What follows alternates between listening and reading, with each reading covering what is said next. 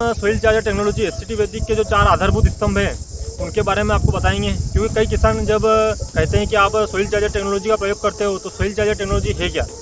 तो मैं आपको बताना चाहता हूँ कि सोइल चार्जर टेक्नोलॉजी एससीटी वैदिक आपको साइंटिफिक तरीके से खेती करना सिखाती है, वो किसानों को होशियार करती है।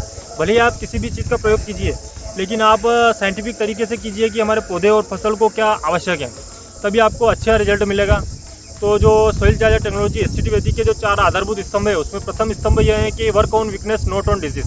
आपको पौधे और फसल की कमजोरी पर कार्य करना है, बीमारी पर नहीं। ये जाहिर सी बात है कि अगर हमारे पौधे और फसल कमज़ोर होंगे तो ही उनमें बीमारी आएगी, और अगर वो स्ट्रॉन्ग होंगे तो उसमें किसी भी प्रकार की बीमारी नहीं आएगी। और बीमारी आ भी जाती हैं तो उसको आसानी से कंट्रोल किया जा सकता है, क्योंकि हमारे पौधे और फसल में इतनी ताकत रहेगी तो वो बीमारी से आसानी से लड़ सकेगी। तो प्रथम स्तंभ यही कहता है कि हमें पौधे की कमजोरी पर कार्य करना चाहिए, बीमारी पर नहीं। Soil charger technology SCT Vedic का जो दूसरा आधारभूत स्तंभ है वो है work on soil not on climate.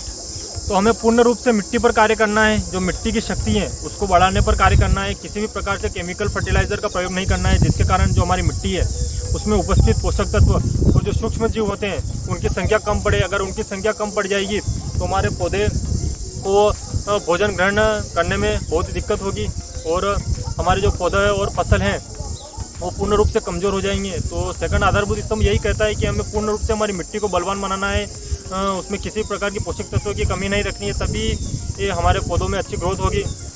तो कह सकते हैं कि अगर हम सोइल पर कार्य करेंगे तो ही जो किसानों की क्रॉप है वो अच्छे से उसकी ग्रोथ होगी।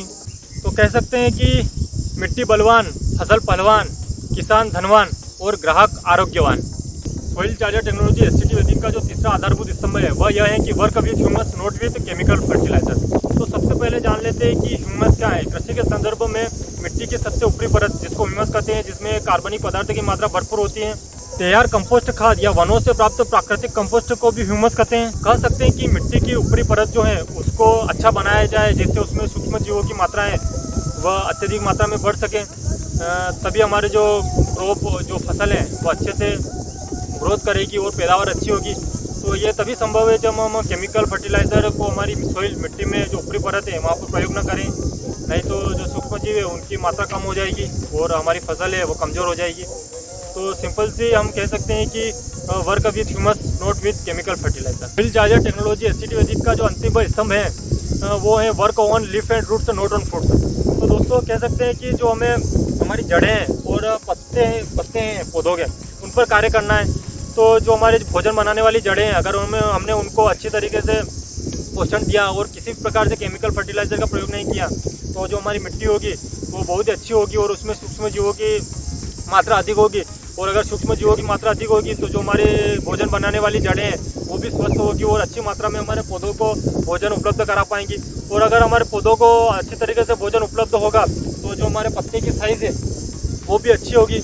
और पत्तों की साइज़ अच्छी होगी तो जो हमारे फ्रूट है, आने वाला जो फ्रूट है उस फ्रूट की साइज़ भी अच्छी होगी। तो कुल मिलाकर हम कह सकते हैं कि हमें जड़ों पर कार्य करना है। अगर जड़ों पर कार्य करेंगे तो हमारे जो पौधे हैं वो भी अच्छे रहेंगे और पत्तों की साइज़ बढ़ेगी तो फ्रूट की साइज़ आसानी से बढ़ जाएगी। तो हम अधिकतर फ्रूट की साइज़ बढ़ाने पर कार्य करते हैं, जबकि हमें रूट्स पर कार्य करना चाहिए। अगर रूट्स पर कार्य करेंगे और पत्तों की साइज़ बढ़ेगी तो फ्रूट्स की साइज़ बढ़ जाएगी।